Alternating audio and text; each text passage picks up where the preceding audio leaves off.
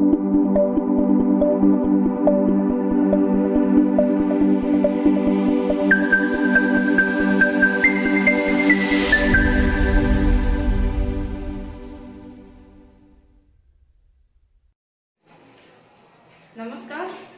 सृजन एकेडमी के YouTube channel पे आपका फिर से एक बार हार्दिक स्वागत है। तो आइए चलिए, जैसा कि हम लोग देख रहे थे, हम लोगों का जो चल रहा था 10 का डोज डेली, तो उसी सिलसिले में आज इतिहास से पूछे गए प्रश्नों पर एक नजर हम लोग डालेंगे। तो देखिए, इतिहास से वीडियो को आप लोग देखिए, क्योंकि ये सारे क्वेश्चन जो है एनटीपीसी या आरआरबी एएसएम के एग्जाम में पूछे जा चुके हैं। तो एक सरसरी निगाह से आपके पास जब टाइम मिलता है तो एक इसको सरसरी निगाह इस पे डाल लें, ताकि ये आपका हेल्प कर सके। हो सकता है 2-4 क्वेश्चन रिवाइज कर दे, या एक क्वेश्चन से देखते हैं आपके जितने भी क्वेश्चन बन सकते हैं, एक बेसिक नॉलेज देने का आपको प्रयास किया जाता है। तो आप वीडियो को देखें और नोट्स बनाएं। चलिए आप हम लोग चलते हैं। पहला जो क्वेश्चन आज का बनता है, तो पहला ही क्वेश्चन है त्रिपिटक है। मोस्ट इंपॉर्टेंट क्वेश्चन है। देखिए, त्रिपिटक यानी बौद्धों की पवित्र पुस्तक को त्रिपिटक के नाम से जाना जाता है। त्रिपिटक, पिटक मीन्स टोकरी या कटोरी। तो 3 ऐसे पिटक है, 3 ऐसे महत्वपूर्ण पुस्तक है बौद्ध धर्म के, जिसे त्रिपिटक का नाम दिया जाता है। वो कौन कौन से पुस्तक हैं? तो पहला है विनय पिटक, याद रखिएगा, विनय पिटक, विनय पिटक। उसके बाद दूसरा हमारा है सुत्त पिटक, सुत्त पिटक। और तीसरा हमारा जो है वो है अभिधम्म पिटक, अभिधम्म पिटक, ये अभिधम्म पिटक। तो ये 3 हमारे जो है यानी पुस्तक है जो कि बौद्ध धर्म से रिलेटेड है, और इनको ही, इन तीनों का ही संयुक्त नाम जो है वो त्रिपिटक है। तो विनय पिटक, देखिए कभी कभी क्वेश्चन आ जाता है विनय पिटक संबंधित है। तो जो उस समय बिहार होते थे, जहाँ बौद्ध और बुद्ध के जो फॉलोअर्स होते थे, यानी बुद्ध भिक्षु और भिक्षुणी निवास करते थे, यानी उनके अनुशासन और नियम के बारे में जो दे रखा है वो विनय पिटक में दे रखा है, ध्यान रखिएगा। और जो सुत्त पिटक है, आपके सुत्त पिटक में यानी छोटे छोटे जो धर्म है, उनके धर्म उपदेश है गौतम बुद्ध के, वो तर्क संगत उपदेशों को जो है वो सुत्त पिटक में दिया है। यानी इसके रचनाकार उपाली थे विनय पिटक, ये उपाली ने इसका रचना किया था। इस देखिए छोटी छोटी चीजों को याद रखेंगे आप लोग। जो सुत्त पिटक है ये आनंद ने, यानी आनंद जो उनके सबसे प्रिय जो है शिष्य थे गौतम बुद्ध के, आनंद ने सुत्त पिटक। और अभिधम्म पिटक का जो है यानी दार्शनिक विचार, दार्शनिक जो विचार थे, दार्शनिक विचारधारा, धर्म के बारे में जो बौद्ध धर्म का जो दार्शनिक विचारधारा प्रकट करता है वो अभिधम्म पिटक में है। तो त्रिपिटक संबंधित है बौद्ध धर्म से। बौद्ध धर्म में 3 जो पुस्तक थे मेन, यानी विनय पिटक, सुत्त पिटक, अभिधम्म पिटक, इनको ही संयुक्त रूप से त्रिपिटक कहा जाता है, और ये बौद्ध धर्म से रिलेटेड है। नेक्स्ट क्वेश्चन हमारा है, किस आंदोलन को रक्त रहित क्रांति आंदोलन के नाम से जाना जाता है? देखिए, रक्त रहित आंदोलन या क्रांति के नाम से जाना जाता है तो भूदान आंदोलन को, भूदान ग्राम आंदोलन, ठीक है, भूदान ग्राम आंदोलन को रक्त रहित क्रांति के नाम से जाना जाता है। आप लोग याद रखिएगा। अब भूदान आंदोलन चलाया किसने था? तो विनोबा भावे ने चलाया था। किसने चलाया था भाई? विनोबा भावे ने चलाया था भूदान आंदोलन। और भूदान आंदोलन है क्या? यानी उस समय बहुत सारे ऐसे भूमिहीन कृषक थे जिनके पास खेती करने के लिए जमीन नहीं होती थी, और एक तरफ बहुत बड़े बड़े लैंडलॉर्ड्स होते थे जिनके पास बहुत सारे जमीनें होती थी।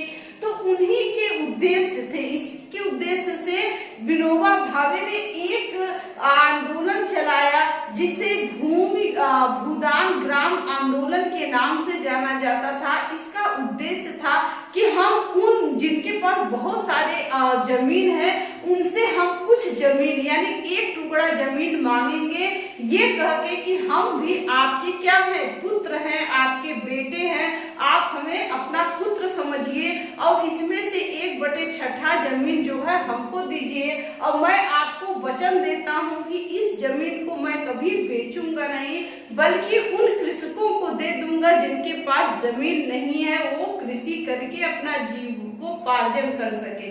तो ये भूदान आंदोलन है जिसको किसने चलाया? विनोबा भावे ने।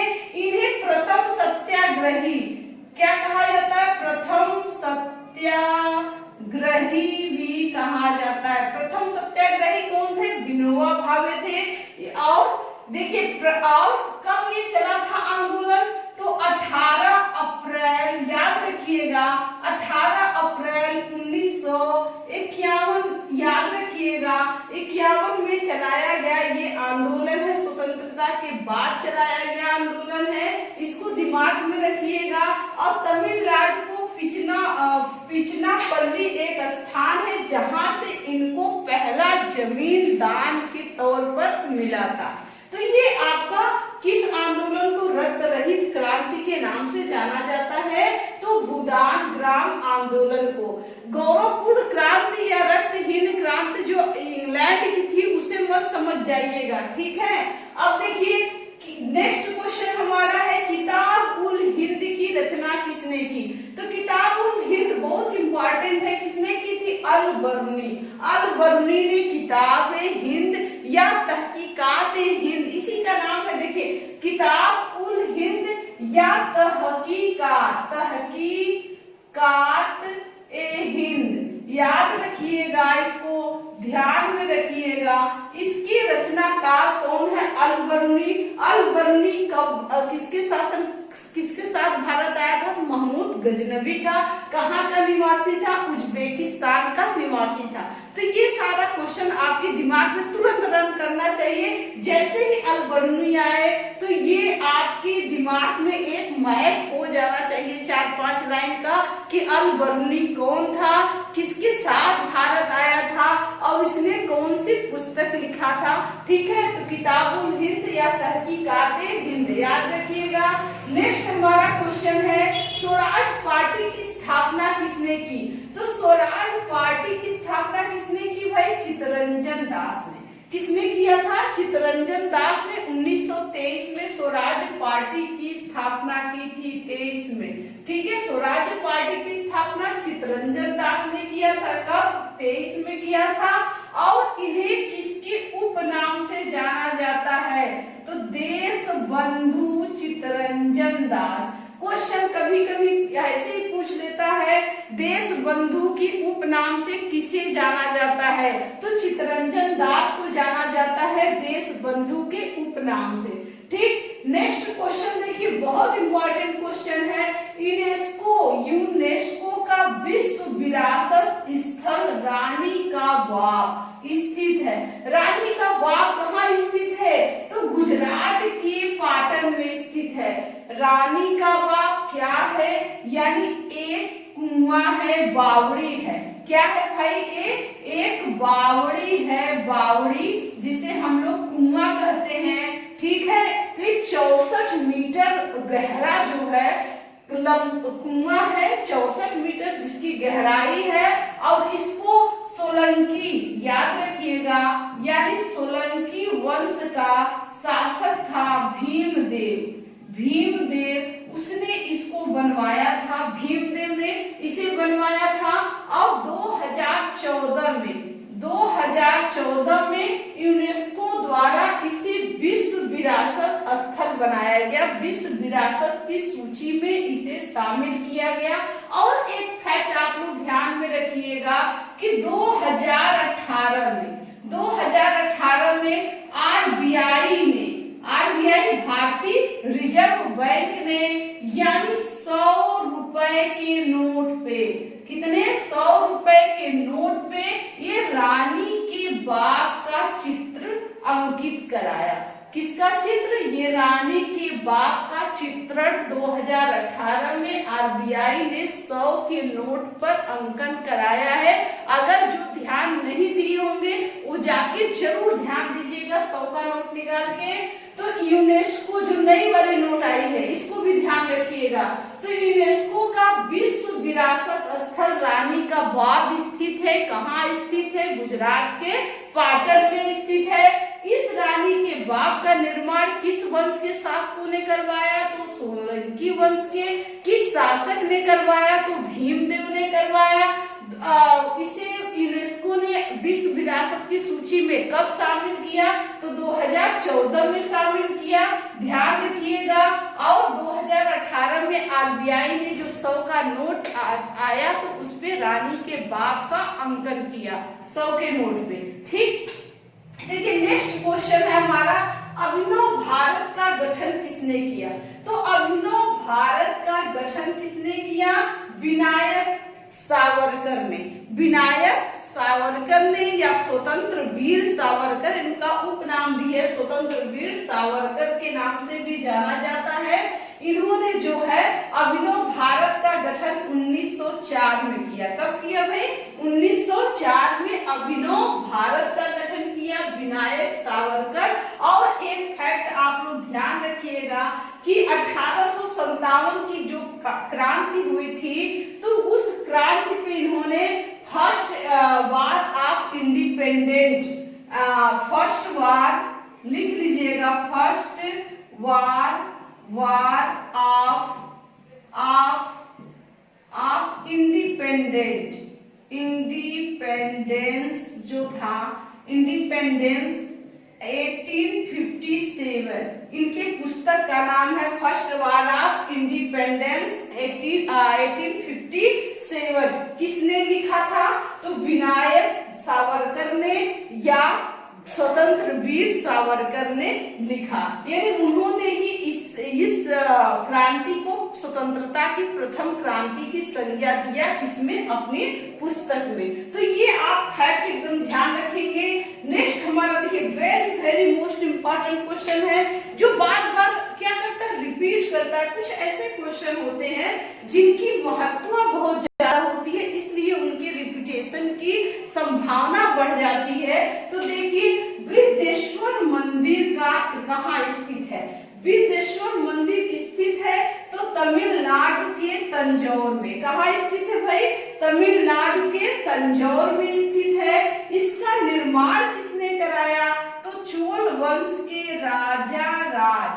कौन? चोल वंश के राजा राज प्रथम ने इसका निर्माण कराया। किसका? बृहदेश्वर मंदिर का निर्माण किसने कराया? चोल वंश के राजा राज प्रथम ने करवाया। इसी मंदिर को इनके नाम से राजेश्वर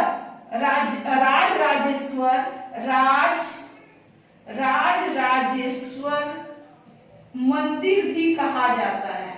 राजेश्वर मंदिर, कभी कभी बृहदेश्वर मंदिर ना पूछ के आपसे पूछ लेगा राजेश्वर मंदिर कहाँ है? तो तमिलनाडु के तंजौर में स्थित है। इसका निर्माण किसने कराया? राजा राज प्रथम ने कराया। राजा राज प्रथम ने कराया। और दूसरी चीज, पूरे विश्व में ग्रेनाइट से निर्माण होने वाला ये प्रथम मंदिर है। कौन सा? बृहदेश्वर का मंदिर। तो आप लोग ध्यान रखेंगे बृहदेश्वर मंदिर, नटराज मंदिर, ये आपके कहाँ है? तमिलनाडु में है। तो तमिलनाडु के तंजौर में बृहदेश्वर राज प्रथम ने करवाया था, इसलिए इसे राजेश्वर मंदिर भी कहा जाता है। नेक्स्ट है देखिए यंग इंडिया साप्ताहिक जो पत्रिका थी किसने शुरू किया? तो किसने शुरू किया था? महात्मा गांधी। किसने शुरू किया था? महात्मा गांधी। अब महात्मा गांधी ने शुरू किया यंग इंडिया साप्ताहिक पत्रिका की शुरुआत महात्मा गांधी ने किया था। महात्मा गांधी का जन्म कब हुआ भाई?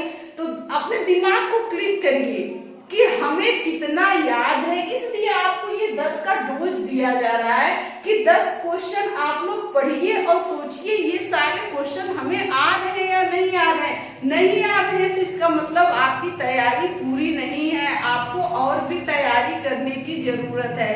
क्योंकि जब भी क्वेश्चन आए उससे रिलेटेड यदि सारे फैक्ट आपके दिमाग में रन करने लगे तब समझिएगा कि मेरी तैयारी पूरी हो गई और मैं एग्जाम को क्विक कर पाऊंगा। नेक्स्ट है महात्मा गांधी। अब 2 अक्टूबर 1869 को इनका जन्म हुआ था, ठीक है, 2 अक्टूबर, 2 अक्टूबर और 1869। इसको याद रखिएगा, कहाँ पे हुआ था? पोरबंदर में, जो कि गुजरात में है। तो ये क्वेश्चन तो ज्यादा नहीं पूछा। इनके शताब्दी को, इनकी जयंती को किस रूप में मनाया जाता है? तो इनकी जयंती को 2007 से अहिंसा दिवस, विश्व अहिंसा दिवस के रूप में मनाने की जो है WHO ने घोषणा किया था। तो ये भी आपके दिमाग में होगा। और सेकेंड देखिए क्वेश्चन कहाँ से रेलवे में पूछता है, महात्मा गांधी के आध्यात्मिक गुरु कौन थे और महात्मा गांधी के राजनीतिक गुरु कौन थे? तो यदि ये दोनों क्वेश्चन आपको आना चाहिए। महात्मा गांधी के राजनीतिक गुरु, महात्मा गांधी के राजनीतिक गुरु कौन थे? तो गोपाल कृष्ण गोखले। ये देखिए क्वेश्चन रेलवे में बार बार रिवाइज होता है। गोपाल कृष्ण गोखले इनके क्या थे? राजनीतिक गुरु थे। और आध्यात्मिक गुरु कौन थे भाई? आध्यात्मिक गुरु, आध्यात्मिक गुरु तो ली ट्राम स्ट्राय, ली ट्राम स्ट्राय जो थे ये इनके आध्यात्मिक गुरु थे। तो ये दोनों चीज आना चाहिए आपको। ली ट्राम स्ट्राय इनके आध्यात्मिक गुरु थे और राजनीतिक गुरु आपके गोपाल कृष्ण गोखले जी थे। अब देखिए भारत छोड़ो आंदोलन की शुरुआत कब हुई? देखिए ये क्वेश्चन बहुत बार पूछता है और डेट इसमें पूछता है। मैच कराने के लिए अक्सर करके ये क्वेश्चन आता है। तो भारत छोड़ो आंदोलन की शुरुआत कब हुई? तो याद रखिएगा डेट 9 अगस्त 1942। 1942 तो सबको याद है। भारत छोड़ो कब हुआ? 1942 में शुरुआत की, लेकिन डेट पूछता है कब? 9 अगस्त 1942 को। अच्छा ये डेट, मंथ का डेट क्यों पूछता है? क्योंकि क्रिप्स मिशन जो प्रस्ताव था वो 8 अगस्त 1942 को आया था। इसलिए बच्चे कंफ्यूज न हो जाएं तो कहीं पे क्रिप्स मिशन भी लिख देता है। यानी क्रिप्स मिशन भारत कब आया था? या क्रिप्स मिशन तो 8 अगस्त को आया था। 8 अगस्त 1942 को आया था। इसलिए मैच कराने के लिए आता है। तो क्रिप्स मिशन जब आएगा तो आप 8 अगस्त लिखेंगे, लेकिन भारत छोड़ो आंदोलन की शुरुआत कब हुई? तो 9 अगस्त को ही। ये दोनों डेट आपको ध्यान में रखना है। नेक्स्ट हमारा जो 10वां क्वेश्चन है, भारत में विश्व विरासत स्थलों की संख्या कितनी है? देखिए भारत में जो विश्व विरासत स्थलों की संख्या कितनी है? 38 है। इसको एकदम ध्यान रखिएगा। भारत में विश्व विरासत स्थलों की संख्या कितनी हो गई? वर्तमान में 38 हो गई। 2018 तक ये इसकी संख्या 37 थी। तो 2019 में जो है कौन सा, यानी जो गुलाबी शहर है, जयपुर का गुलाबी शहर, 2019 में याद रखिएगा 2019 में जयपुर का जो गुलाबी शहर है, पिंक सिटी, गुलाबी शहर, उसे जो है विश्व विरासत स्थल में शामिल कर दिया गया। इसलिए इनकी संख्या बढ़कर क्या हो गई? 38 हो गई। तो इन दो चीजों को आपको एकदम याद रखिएगा। 2018 में विक्टोरियन गोइक जो महाराष्ट्र का था उसे विश्व विरासत सूची में शामिल किया गया और 2019 में जयपुर का जो गुलाबी शहर है उसे विश्व विरासत सूची में शामिल किया। तो वर्तमान में भारत में विश्व विरासत स्थलों की संख्या कितनी है? 38 है। इसे एकदम ध्यान में रखिएगा। तो इस विश्व विरासत सूची में आपके क्या है? 30 तो ऐसे हैं, 30 स्थल सांस्कृतिक स्थल हैं, 7 प्राकृतिक स्थल हैं और एक जो है आपका मिश्रित स्थल है। यानी 30 में 7 क्या है, प्राकृतिक स्थलों को रखा गया और 30 सांस्कृतिक स्थलों को रखा गया, 7 प्राकृतिक स्थल को रखा गया, एक मिश्रित है यानी प्राकृतिक और सांस्कृतिक दोनों रिलेटेड है। तो कुल मिलाकर इस समय 38 जो है विश्व विरासत स्थलों की सूची है। तो देखिए 10 का दम रहा, यानी क्वेश्चन कहने के लिए 10 है। अगर आप इसको देखेंगे तो कम से कम ये जो है 20 के 25 क्वेश्चन बनेंगे। तो आप इसको एक बार ध्यान से देखिए, इन सारे क्वेश्चनों को रिवाइज करिए और वीडियो पसंद आए तो लाइक शेयर सब्सक्राइब जरूर करें। Thank you.